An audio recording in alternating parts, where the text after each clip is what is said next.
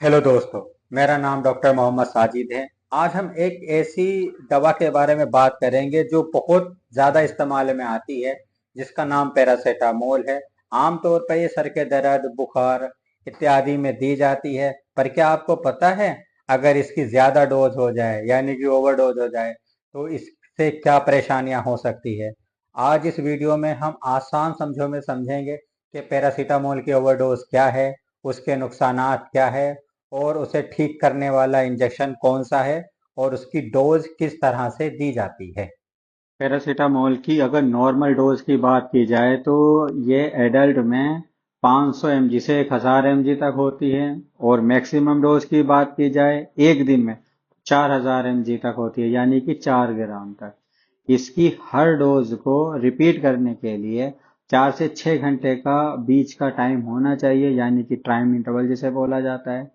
पर इसमें एक बात बहुत ज़्यादा इम्पोर्टेंट है जो ध्यान में देने की है, वो ये है कि 1 घंटे में एक बार में एक डोज में 1 ग्राम से ज़्यादा नहीं दी जानी चाहिए, और 24 घंटे में 4 ग्राम से ज़्यादा नहीं दी जानी चाहिए।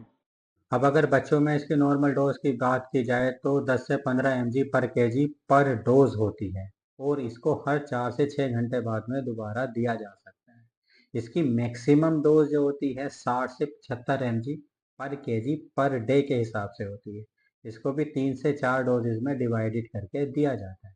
इसमें जो ध्यान देने वाली बात यह है कि बहुत सारे सिरप में, जैसे नज़ला खांसी का सिरप हो गया, बुखार का हो गया, पेट के दर्द का हो गया, इन सभी में पैरासीटामोल पाया जाता है।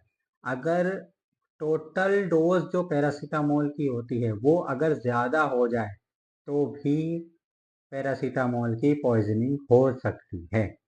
अगर हम इसके टॉक्सिक डोज की बात की जाए और एडल्ट में बात करें तो 150 mg पर केजी सिंगल डोज में नहीं दिया जाना चाहिए, और बच्चों में 200 mg पर केजी 24 घंटे में, इससे ज़्यादा नहीं देना चाहिए।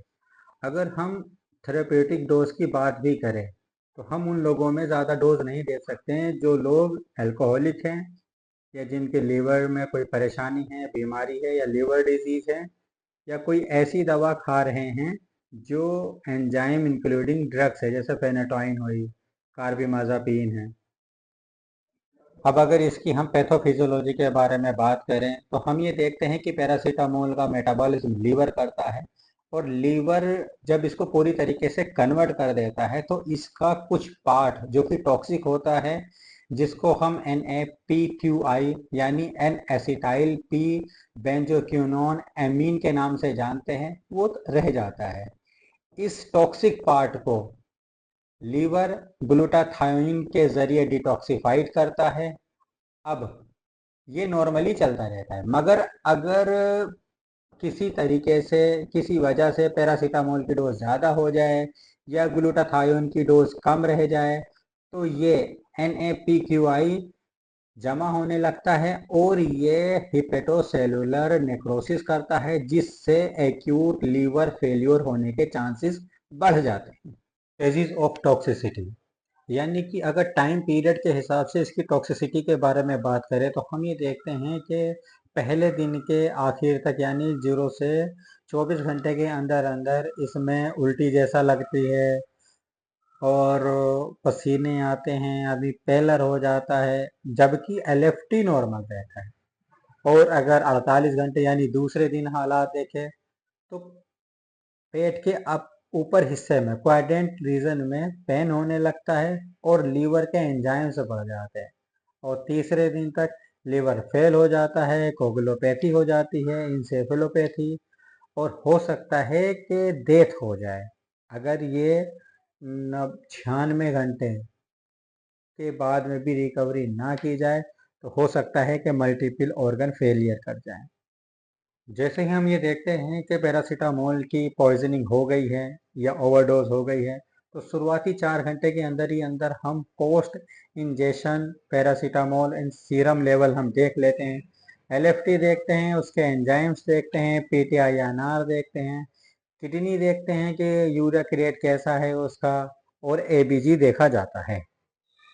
Management of overdose of paracetamol, सबसे पहला स्टेप हमारा ये होता है कि ABC चेक किया जाए। एयरवे, ब्रीदिंग, सर्कुलेशन, ये हम हर एक इमरजेंसी में देखते हैं। इसी तरीके से इसमें भी देखना ज़रूरी होता है। हम उसकी हिस्ट्री देखते हैं, खाया कब था या पिया कब था या इंजेक्शन कब लिया था, यानी पैरासीटामोल लेने का टाइम क्या था, अमाउंट कितना था, सिंगल डोज में लिया था या मल्टीपल डोज में लिया था, ये क्रोनिक तरीके से लिया जा रहा था, और इसके साथ में कोई और सब्सटेंस। अब अगर ये सिद्ध हो जाता है कि पैरासीटामोल की ओवरडोजिंग हो चुकी है, तो हमें IVNAC यानी इंट्रावेनस एन एसिटाइल सिस्टीन को लगाना होता है। इसके कुछ प्रोटोकॉल्स हैं। इसके प्रोटोकॉल्स ये है कि इसको 21 घंटे में ये लगनी चाहिए, यानी कि इसकी जो टोटल डोज है वो 21 घंटे में लगनी चाहिए। प्रिपरेशन बिफोर स्टार्टिंग, यानी पहले मरीज का वज़न देखेंगे कि वज़न कितना है, फिर डोज कैलकुलेट करेंगे कि डोज कितनी बैठ रही है, और फिर इसको IV फ्लूइड यानी डेक्सट्रोज के साथ में इसको या नॉर्मल सेलाइन के साथ में मिक्स करेंगे, और इन्फ्यूज़न पंप का इस्तेमाल करेंगे इसमें। NSC IV इन्फ्यूज़न को अगर स्टेप बाय स्टेप से समझते हैं, तो फर्स्ट स्टेज में जो कि लोडिंग डोज है इसकी, इसको 150 mg पर kg के हिसाब से दिया जाता है। 200 ml डेक्सट्रोज में इसको डाइल्यूट करते हैं और 1 घंटे के अंदर इसको दे दिया जाता है। बस इसको इन्फ्यूज़न पंप से दिया जाता है, और किसी भी रिएक्शन जैसे वेज, रेसिस या लो BP को ध्यान में रखा जाता है।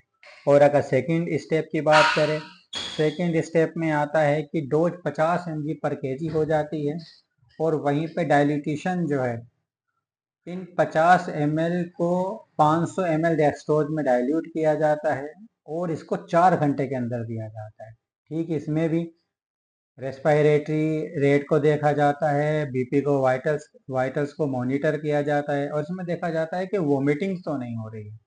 और तीसरे स्टेप की अगर हम बात करें, तो 100 mg पर kg के हिसाब से दिया जाता है। 1 लीटर D5 में डाइल्यूट किया जाता है, और इसको 16 घंटे तक दिया जाता है, यानी कि टोटल ड्यूरेशन जो बैठता है वो 21 घंटे तक बैठता है। इम्पोर्टेंट नोट्स, बस इसमें ध्यान रखने वाली बात यह है कि कोई स्किन रैशेस ना होने लगे, या BP हाइपरटेंशन में ना चला जाए। अगर कुछ ऐसा होता है तो एंटी हिस्टामिनिक दवाइयों का इस्तेमाल किया जाता है। और एक बात और ये है कि प्रिपरेशन जो इसका किया है वो ताज़ा बना हुआ हो, यानी फ्रेश हो, और बाद में वक्त वक्त में इसका LFT, PTINR, क्रिएटिनिन और ग्लूकोज को हर 12 से 24 घंटे में चेक किया जाना चाहिए। Oral NSA dose for paracetamol overdose, अगर हमें IVNAC की जगह ओरल देना पड़े तो इसकी वजह यह हो सकती है कि IVNAC उपलब्ध ना हो, या मरीज को IVNAC से एलर्जी हो, या मरीज की हालत ऐसी ना हो कि वो बार बार, जैसे कि वो बार बार उल्टी ही कर रहा हो। अब अगर ओरल NSC की कैलकुलेशन की जाए तो इसमें लोडिंग डोज 140 mg पर kg के हिसाब से होती है, और उसके बाद 70 mg पर kg के हिसाब से हर 4 घंटे में इसकी डोज रिपीट की जाती है, यानी कि 17 डोज दी जाती है। टोटल डोज 18 हो जाती है, और इसको 72 घंटे के अंदर अंदर देना होता है। इसकी जो स्मेल होती है सल्फर के जैसी होती है, इस वजह से इसमें उल्टी आने की गुंजाइश ज़्यादा रहती है। अब अगर ये मान लिया जाए कि कोई मरीज 60 किलो का है, तो उसकी लोडिंग डोज 8400 mg यानी कि 8400 mg फर्स्ट डोज, और मेंटेनेंस डोज जो है उसकी 4200 mg होगी, और वो हर 4 घंटे में दी जाएगी। ओरल NSC 20% सॉल्यूशन में आता है, यानी कि 200 mg पर ml के हिसाब से ये आता है। इसमें सल्फर जैसी स्मेल आती है, इसी वजह से इसमें वोमिटिंग ज़्यादा आती है। इसीलिए इसको मिक्स करने के लिए ऑरेंज जूस का इस्तेमाल किया जाता है, पानी का इस्तेमाल किया जाता है, या सॉफ्ट ड्रिंक या चॉकलेट मिल्क का भी कभी कभी हम इस्तेमाल करते हैं। ध्यान देने की ज़रूरत ये है कि पेशेंट इसको एकदम से पी लें ताकि उसको उल्टी ना आए, और अगर 1 घंटे के अंदर अंदर इसको उल्टी आ जाती है तो इसको रिपीट करना पड़ेगा। इसके साइड इफ़ेक्ट यही है कि बस इसमें उल्टियाँ ज़्यादा आती है, पेट डिस्कम्फर्ट हो जाता है, किसी किसी को डायरिया भी हो जाता है, और कुछ स्मेल भी इसकी अच्छी नहीं लगती है। तो चलो रिकवरी के बारे में बात कर लेते हैं। अगर एनएससी को 8 घंटे के अंदर अंदर लगा लिया जाता है तो 3 से 5 दिन में रिकवरी हो जाती है और मरीज 1 से 2 दिन में डिस्चार्ज हो जाता है।